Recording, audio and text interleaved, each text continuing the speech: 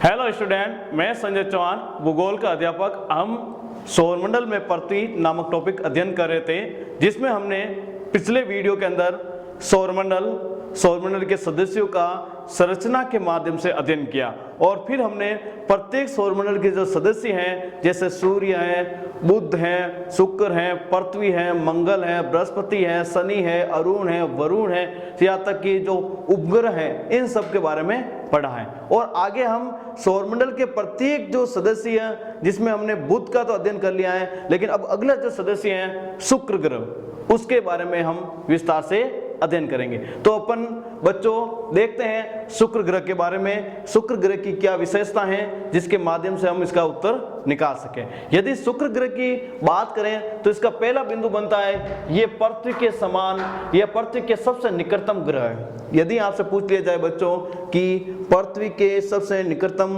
ग्रह कौन सा है, तो इसका उत्तर क्या होगा? शुक्र ग्रह। अगले बिंदु की बात करें तो सौरमंडल का सबसे चमकीला ग्रह है। यदि सौरमंडल के अंदर सबसे चमकीला ग्रह की बात करें तो वो कौन सा है? शुक्र ग्रह है। और आपको पता ही है रात के समय शुक्र ग्रह को हम आसानी से देख सकते हैं, बाकी सभी ग्रह को नहीं देख सकते हैं, लेकिन शुक्र ग्रह को अपन आसानी से देख सकते हैं। यदि अपन अगले नेक्स्ट पॉइंट की बात करें तो ये ग्रह घड़ी के विपरीत सूर्य की परिक्रमा पूर्व से पश्चिम की ओर करता है। देखो इसमें अच्छी बात यह है कि इसमें पृथ्वी की अनुसार देखा जाए तो ये विपरीत है, परिक्रमा करता है। पृथ्वी के अनुसार देखा जाए तो ये परिक्रमा कैसा करता है? विपरीत। क्यों? क्योंकि पृथ्वी जो परिक्रमा करती है वो करती है पश्चिम से पूर्व की तरफ। किस तरफ करती है? पश्चिम से पूर्व की तरफ पृथ्वी अपनी परिक्रमा करती है। और इसी तरह बहुत सारे ग्रह हैं जो पश्चिम से पूर्व की तरफ चलते हैं। और आपने घड़ी भी देखी है, घड़ी भी की सुई भी किस तरफ चलती है? पश्चिम से पूर्व की तरफ। आपने ऐसे देखा होगा घड़ी ऐसे टिक टिक टिक करते चलती है, ये इस तरह। तो ये कौन सी साइड हुआ? पश्चिम से पूर्व की तरफ घड़ी भी चलती है। लेकिन ये शुक्र ग्रह है वो पश्चिम से पूर्व की तरफ ना चलकर इसके विपरीत पूर्व से पश्चिम की तरफ चलता है। आगे देखते हैं, इसलिए इसका सूर्योदय पश्चिम की तरफ और सूर्यास्त पूर्व में होता है। और इसी विपरीत दिशा में चलने के कारण सूर्य उदय और सूर्यास्त की जो परिक्रमा है या प्रवृत्ति है वो दोनों ही पृथ्वी से क्या अलग है। पृथ्वी पर सूर्य का जो उदय है वो पूर्व दिशा में होता है। किस दिशा में होता है? पूर्व दिशा में होता है। और अस्त कहाँ होता है? पश्चिम दिशा में। याद रख लेना, जैसे कि ये हमारा भारत है, ये मान लो प्लस का चिन्ह मान लेते हैं, और इसमें ये भाग हो गया हमारा पूर्व और ये भाग हो गया हमारा पश्चिम। तो सूर्योदय कहाँ होगा? पूर्व दिशा के अंदर। और सूर्य अस्त कहाँ होगा? पश्चिम दिशा के अंदर। वो होता है पृथ्वी के ऊपर। लेकिन बच्चों यदि अपन शुक्र ग्रह की बात करें तो इसमें सूर्य उदय कहाँ होता है? पश्चिम में। और सूर्य अस्त कहाँ होता है? पूर्व में। इसका मतलब ये पृथ्वी से ऑपोजिट रूप में सूर्य का अस्त भी होता है और सूर्य का उदय भी होता है। और पृथ्वी के ऑपोजिट रूप में ये चक्कर भी या परिक्रमा भी लगाता है। अगले बिंदु की बात करें, इस ग्रह को इवनिंग स्टार व मॉर्निंग स्टार कहते हैं। इस ग्रह मतलब सूर्य जो शुक्र ग्रह है वो इवनिंग स्टार और मॉर्निंग स्टार के नाम से भी जानते हैं। इवनिंग स्टार इसलिए कहते हैं क्योंकि ये रात को आसानी से देखा जा सकता है। मॉर्निंग स्टार को इसलिए कहता है कि सुबह के समय भी इस तारे को इसके रूप में इस ग्रह को देख ले जाता है। वापस सुन लेना, इवनिंग स्टार इसलिए कहते हैं ये रात को भी आसानी से दिखाई देते हैं। मॉर्निंग स्टार इसलिए कहा जाता है कि सुबह के समय भी इसको देखा जा सकता है। यदि अपन अगले बिंदु की बात करें, आकार एवं घनत्व में पृथ्वी के समान है। यदि आकार या स्थिति आकार की देखते हैं या घनत्व की स्थिति हम देखते हैं, ये लगभग किसके समान है? पृथ्वी के समान है। यदि अपन अगले बिंदु की बात करें, इस ग्रह को पृथ्वी की जुड़वा बहन कहते हैं। इस ग्रह को पृथ्वी की क्या कहते हैं? जुड़वा बहन। क्यों? देखो ये पृथ्वी के सबसे निकटतम है, पहला पॉइंट। दूसरा बात, ये पृथ्वी के समान ही इनका आकार और घनत्व है, इसीलिए ये पृथ्वी के जुड़वा बहन के नाम से जानी जाती है। यदि अपन अगले बिंदु की बात करें बच्चों तो इसमें देखिए इस ग्रह का कोई भी उपग्रह नहीं है। हमने पिछला एक ग्रह पढ़ा था बुध ग्रह। कौन सा ग्रह पढ़ा था बच्चों? बुध ग्रह, जिसके अंदर में हमने देखा था कि बुध ग्रह का कोई भी उपग्रह नहीं है। उसी प्रकार शुक्र ग्रह का भी कोई भी उपग्रह नहीं है। मैंने आपको उपग्रह के बारे में पहले भी थोड़ी सी जानकारी दी है, मैं फिर से आपको रिपीट कर देता हूं उपग्रह क्या होते हैं। तो उपग्रह सीधे से याद रखना है, जो पिंड ग्रह के चारों ओर चक्कर लगाता है। वापस याद रख लेना, जो पिंड ग्रह के चारों ओर क्या लगाता है, चक्कर लगाता है, उसे हम क्या कहते हैं, उपग्रह कहते हैं। जैसे मान लो ये हमारी पृथ्वी है और इस पृथ्वी के चारों ओर कोई पिंड चक्कर लगा रहा है, या फिर हम पृथ्वी के चारों ओर कौन सा पिंड लगा रहा है, चंद्रमा। तो ये चंद्रमा जो चारों ओर चक्कर लगा रहा है उसको हम क्या कह रहे हैं, उपग्रह। क्या कह रहे हैं, उपग्रह। तो सीधी सी परिभाषा यही रहती है, जो पिंड किसी भी ग्रह के चारों ओर चक्कर लगाते हैं उसे क्या कहते हैं, उपग्रह। और ये उपग्रह शुक्र के नहीं पाए जाते। और एक आपको मालूम ही है, एक कृत्रिम उपग्रह भी होता है जिसे मानव द्वारा बनाया जाता है। किसके द्वारा बनाया जाता है बच्चों, मानव के द्वारा। तो सीधी सी यदि पूछा जाए, प्राकृतिक उपग्रह जो प्रकृति द्वारा बनते हैं और कृत्रिम उपग्रह जो मानव द्वारा तकनीकी के माध्यम से बनाए जाते हैं। अब अपन नेक्स्ट बिंदु की बात करें, 8 नंबर, इस ग्रह के वायुमंडल में 96% CO2 मतलब कार्बन डाइऑक्साइड और 3.5% नाइट्रोजन होती है। याद रख लेना है, जो हमारा शुक्र ग्रह है उसका एक वायुमंडल है। क्या है, वायुमंडल। और उस वायुमंडल के अंदर सबसे ज्यादा CO2 गैस की प्रधानता है। किसकी प्रधानता है बच्चों, CO2। कितना परसेंट, 96% भाग पर क्या पाई गई है, नाइट्रोजन कार्बन डाइऑक्साइड पाई गई है, और 3.5% भाग पर क्या पाई गई है, नाइट्रोजन गैस। तो हमारे यदि पृथ्वी के वायुमंडल की बात करते हैं तो आपको मालूम ही होनी चाहिए, पृथ्वी के वायुमंडल के अंदर सबसे ज्यादा गैस कौन सी है, नाइट्रोजन गैस। कितने परसेंट है, 71%। और फिर बाद में कौन सी है, ऑक्सीजन। कौन सी है, ऑक्सीजन, जो लगभग कितने परसेंट है, 21%। नाइट्रोजन 78% है, ठीक है। और ऑक्सीजन है कितने परसेंट, 21%। और 1% जो गैस है वो अदर्स है। तो हमने शुक्र ग्रह के वायुमंडल के अंदर 2 गैस की प्रधानता देखी, CO2 और नाइट्रोजन। और पृथ्वी के वायुमंडल के अंदर आपने देखा होगा 78% नाइट्रोजन, 21% ऑक्सीजन, 0.03% कार्बन डाइऑक्साइड, इस तरह गैस की प्रधानता पाई गई। इसके अलावा आर्गन है, नियोन है, मीथेन है, इस तरह और भी बहुत सारी गैसें हैं वो पृथ्वी के वायुमंडल में पाई जाती हैं। यदि अपन 90 बिंदु की या अंतिम बिंदु की बात करें तो शुक्र ग्रह का घनत्व 5.245 ग्राम प्रति सेंटीमीटर क्यूब है।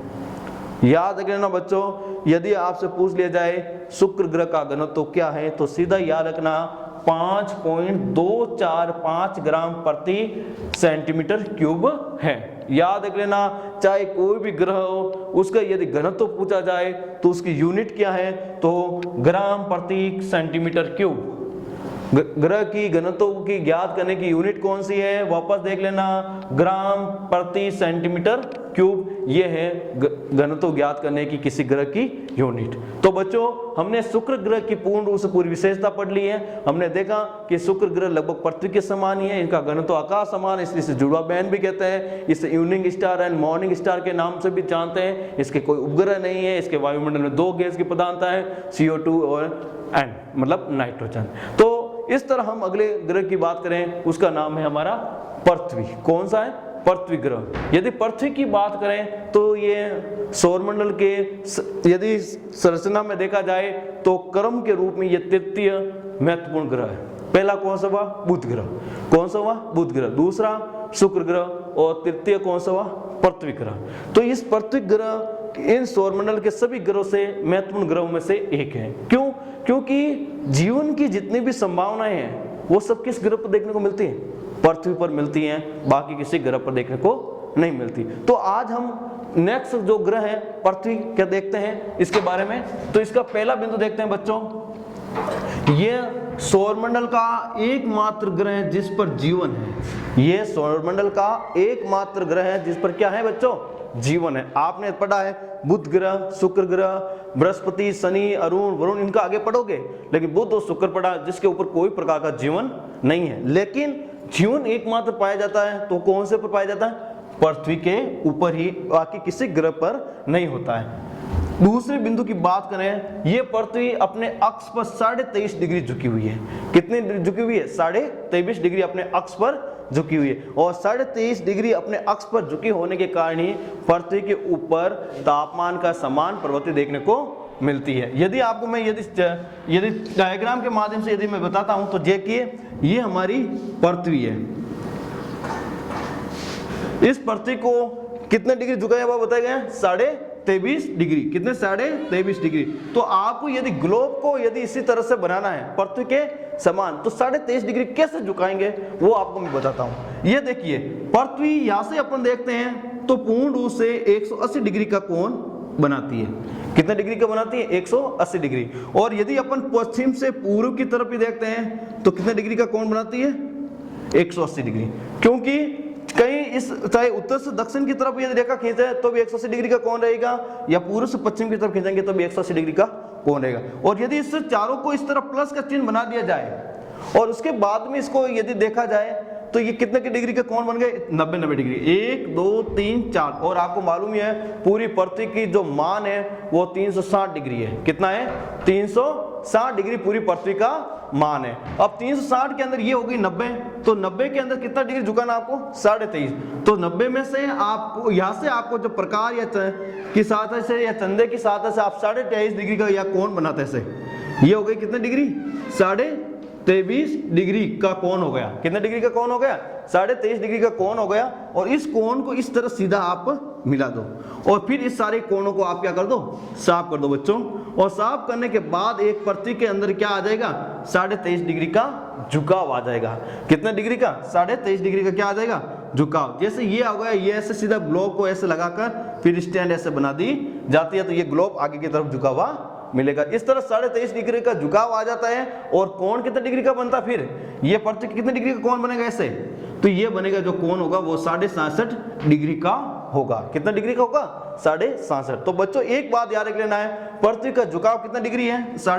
ये अपन का 66.5 डिग्री का कोण बनता है और 23 डिग्री का क्या बनता है? झुकाव। यदि अपन नेक्स्ट बिंदु की बात करें तो पृथ्वी के विषुवत व्यास, विषुवत व्यास का मतलब होता है विषुवत रेखा, विषुवत रेखा के पास वाला जो व्यास, और दूरीय व्यास, दूरीय व्यास का मतलब होता है इस ध्रुव के ऊपर। तो पृथ्वी का विषुवतीय व्यास और दूरीय व्यास के बीच में लगभग 43 किलोमीटर का अंतर होता है। यदि अपन देखते हैं पृथ्वी का जो विषुवतीय व्यास है और दूरीय व्यास है उसके अंदर कितना किलोमीटर का अंतर होता है? 43 किलोमीटर का अंतर होता है। देखो बच्चों कैसे होता है ये मैं बता देता हूं। ये जैसे अपन की पृथ्वी है, पृथ्वी का ये जो भाग है ये कहलाता है दूरवीय व्यास। क्या कहलाता है बच्चों? दूरवीय व्यास। और ये वाला जो भाग है बच्चों ये भी क्या कहलाता है? दूरवीय व्यास। तो उत्तरी दूरवीय व्यास ये हो गया और दक्षिणी दूरवीय व्यास ये हो गया। और ये बीच वाली जो रेखा है ये हो गई अपन की विषुवत व्यास। क्या हो गई बच्चों? विषुवत व्यास। तो इस दूरीय व्यास और इस विषुवत व्यास के बीच में 43 किलोमीटर का अंतर होता है। याद रख लेना बच्चों, दूरीय व्यास और जो भी है चाहे उत्तरी हो चाहे दक्षिणी हो और विषुवतीय व्यास के बीच में कितने किलोमीटर का अंतर होता है बच्चों? 43 किलोमीटर। देखो बच्चों काफी बार दूर ये विषुवतीय व्यास की जगह अपन को भूमध्य रेखीय व्यास भी लिख सकते हैं, क्योंकि विषुवत रेखा का दूसरा नाम क्या है? भूमध्य रेखा। क्या नाम है बच्चों? भूमध्य रेखा। तो भूमध्य रेखीय व्यास भी कह सकते हैं या फिर 0 डिग्री अक्षांश व्यास भी कह सकते हैं। तीसरा नाम क्या है? 0 डिग्री अक्षांश व्यास। क्या है? 0 डिग्री अक्षांश व्यास। तो याद रखना है, तो विषुवत रेखीय व्यास और दूरीय व्यास के अंदर 43 किलोमीटर का अंतर होता है। अगले बिंदु की बात करें बच्चों, ये अपने अक्ष पर पृथ्वी से ये अपने अक्ष पर पश्चिम से पूर्व 27 किलोमीटर प्रति मिनट की गति से घूमती है।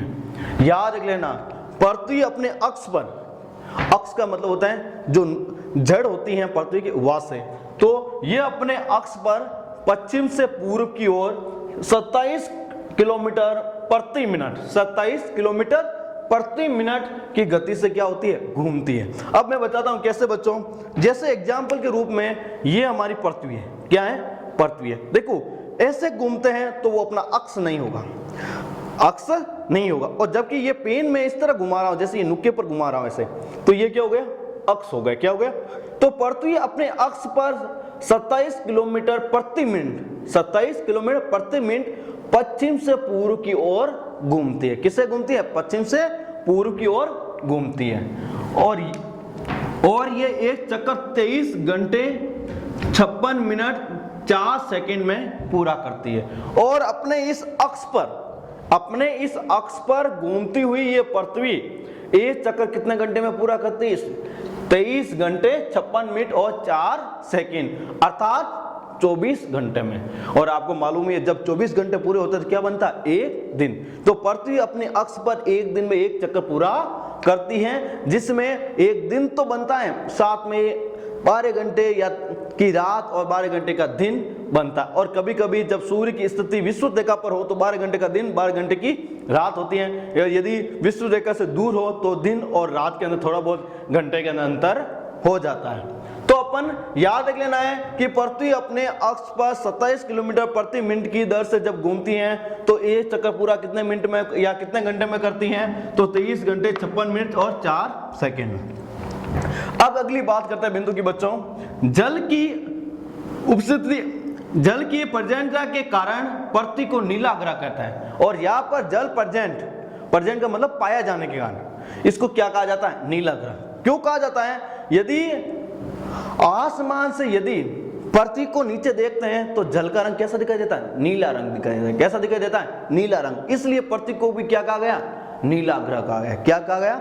नीला ग्रह। ये काफी बार सवाल भी आया हुआ है बच्चों एग्जाम के अंदर, कब पूछा गया नीला ग्रह क्या है या नीला ग्रह किसे कहते हैं। तो पृथ्वी को जब आसमान से देखा जाए तो पृथ्वी के ऊपर पाया जाने वाला जो जल होता है वो नीला दिखाई देता है, इसीलिए पृथ्वी को नीला ग्रह कहा जाता है। तो याद रख लेना बच्चों नीला ग्रह क्या है, ठीक है।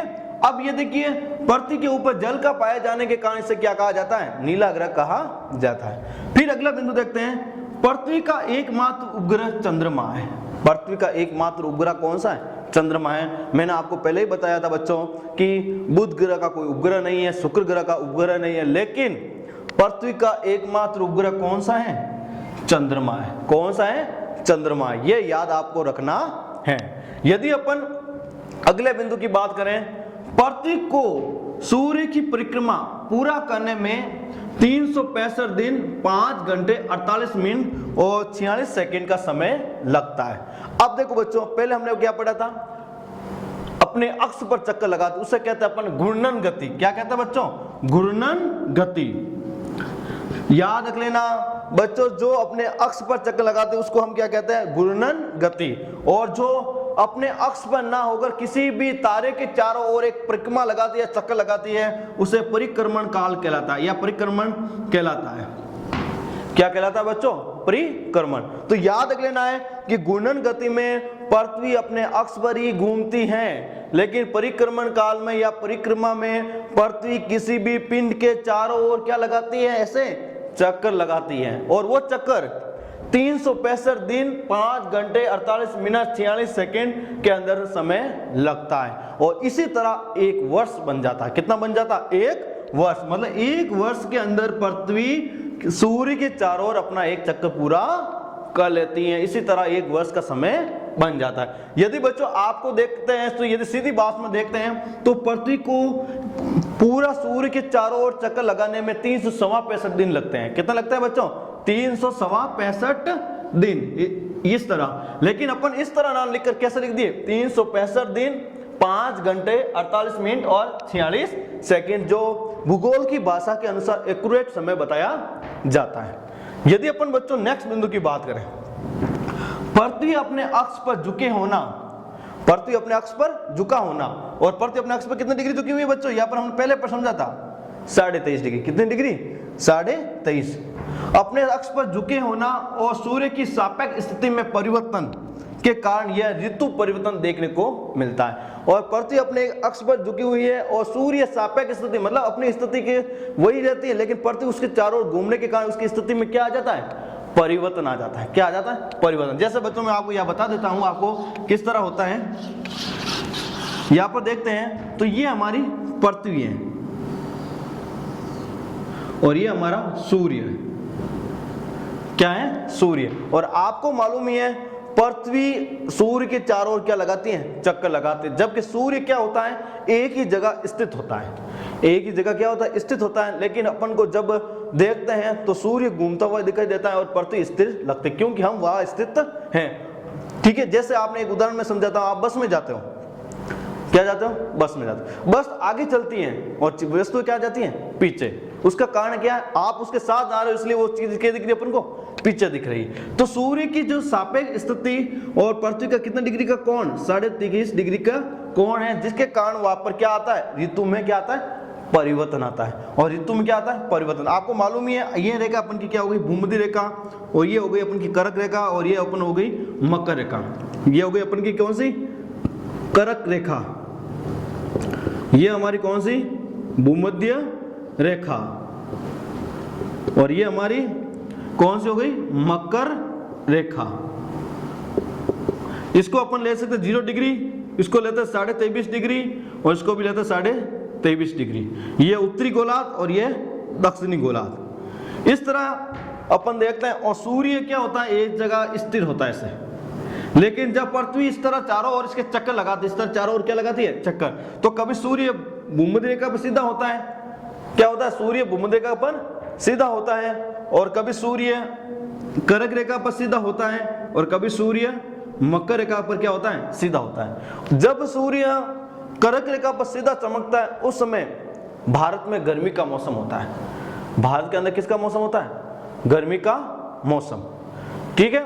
और साथ में बारिश का मौसम शुरू हो जाता है। बारिश का मौसम क्या हो जाता है, शुरू हो जाता है। आपको मालूम ही है सूर्य कर्क रेखा पर कब आता है, 21 जून को आता है, और 21 जून के करीबन अपन की कौन सी ऋतु शुरू हो जाती है, बारिश की ऋतु लगभग शुरू होने की स्थिति पर आ जाती है। और इससे पहले जब ये सूर्य यहाँ पर होता है, जब भूमध्य रेखा से कर्क रेखा की तरफ जा रहा होता है, उस समय यहाँ पर कौन सी ऋतु बनती है, गर्मी की ऋतु।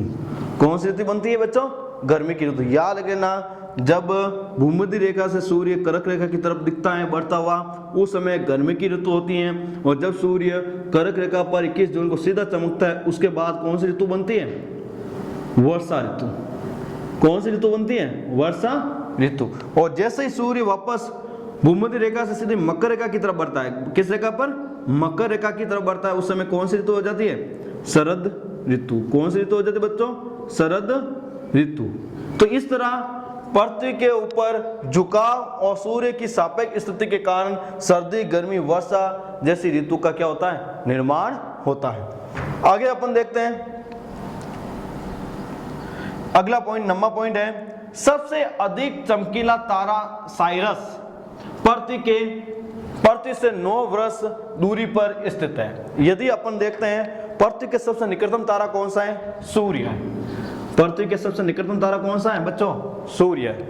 लेकिन अपन को यदि सूर्य के बाद में पूछा जाए कि पृथ्वी का सबसे निकटतम तारा कौन सा है, तो वो कौन सा है, साइरस। याद रख लेना बच्चों, पृथ्वी का सबसे निकटतम तारा कौन सा है, सूर्य। लेकिन सूर्य के बाद में पूछा जाए तो कौन सा है, साइरस, जो कितने दूरी पर स्थित है, 9 प्रकाश वर्ष दूरी पर स्थित है। और मैंने आपको कहा है कि खगोलीय पिंड की जो दूरी है वो हमेशा प्रकाश वर्ष में मापी जा रही है, ठीक है, प्रकाश वर्ष के अंदर मापी जाती है। तो अपन को याद रख लेना है कि सूर्य के बाद पृथ्वी के सबसे निकटतम तारा साइरस 9 प्रकाश वर्ष दूरी पर स्थित है। इस तरह हमने पृथ्वी और पृथ्वी के ग्रह के ऊपर जो मुख्य रूप से विशेषता देखी, हमने कितना झुकाव है, किस तरह अपने घूर्णन करती किस तरह परिक्रमा करती है, घूर्णन काल कितना है, जैसे 23 घंटे 56 मिनट और 4 सेकंड के अंदर होता है अपन का घूर्णन काल, और परिक्रमा काल कितना है, 365 दिन 5 घंटे 48 मिनट और 46 सेकंड। ये इसका क्या हो गया, परिक्रमा काल। बच्चों अपन अब अगले बिंदु की बात करें तो सूर्य से पृथ्वी की दूरी, सूर्य से पृथ्वी की दूरी के आधार पर 2 स्थिति बनती है। एक स्थिति कहलाती है अपसौर और दूसरी कहलाती है उपसौर। याद रख लेना बच्चों कि पृथ्वी से या सूर्य के बीच की दूरी के आधार पर कितनी स्थिति बनती है, 2, एक अपसौर की और दूसरी उपसौर। अब अपसौर और उपसौर क्या होता है बच्चों, ये देखिए परिभाषा देख लेना है। पहले अपन लेते हैं अपसौर। तो अपसौर में क्या होता है, पृथ्वी व सूर्य के बीच अधिकतम दूरी, सूर्य और पृथ्वी के बीच में अधिकतम दूरी क्या कहलाती है, अपसौर। इसलिए मैंने आपको शॉर्ट में यहां लिखा अधिकतम दूरी किसके बीच में, सूर्य से पृथ्वी की दूरी है जो अधिकतम होती है, उसी को हम क्या कहते हैं, अपसौर। और ये स्थिति में कितने किलोमीटर की होती है, 15.21 करोड़ किलोमीटर। कितनी होती है बच्चों?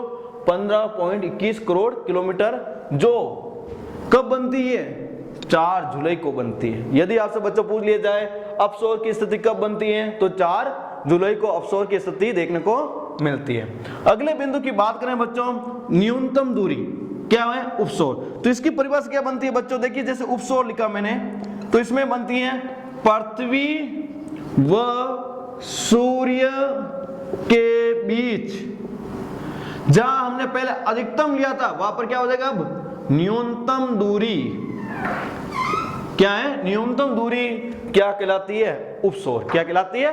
उपसौर। ये जो दूरी होती है वो 14.70 करोड़ होती है। कितनी होती है? 14.70 करोड़ किलोमीटर होती है। 14.70 किलोमीटर होती है। और ये स्थिति बनती है 3 जनवरी को। कितने जनवरी को बनती है? 3 जनवरी को। यदि अपन नेक्स्ट बिंदु की बात करें बच्चों, तो पृथ्वी का जो औसत घनत्व है, पृथ्वी का औसत घनत्व है वो 5.517, याद रखना बच्चों, 5.517 ग्राम प्रति सेंटीमीटर क्यूब है। ग्राम प्रति सेंटीमीटर क्यूब है। यदि अपन नेक्स्ट बिंदु की बात करें, जो एक मैंने नोट के रूप में बताया गया है, तो आपको याद रखना है कि खगोलीय जो दूरी है वो किसमें देखी जाती है, या खगोलीय दूरी को क्या कहते हैं। तो देखिए, पृथ्वी और सूर्य के बीच की औसत दूरी खगोलीय एकक कहलाती है। पृथ्वी और सूर्य के बीच की कौन सी दूरी? औसत दूरी है, वो खगोलीय एकक के नाम से जानी जाती है। तो बच्चों, हमने सर्वप्रथम बुध, शुक्र और पृथ्वी, इन 3 ग्रहों की जो पूर्ण रूप से विशेषता और अच्छे विश्लेषण के साथ हमने पढ़ी है, और हमने प्रत्येक स्थिति के बारे में पूर्ण डायग्राम तथा निश्चित पैमाने के माध्यम से हमें बताया है और इसको समझाया है। तो बच्चों, आज के लिए धन्यवाद।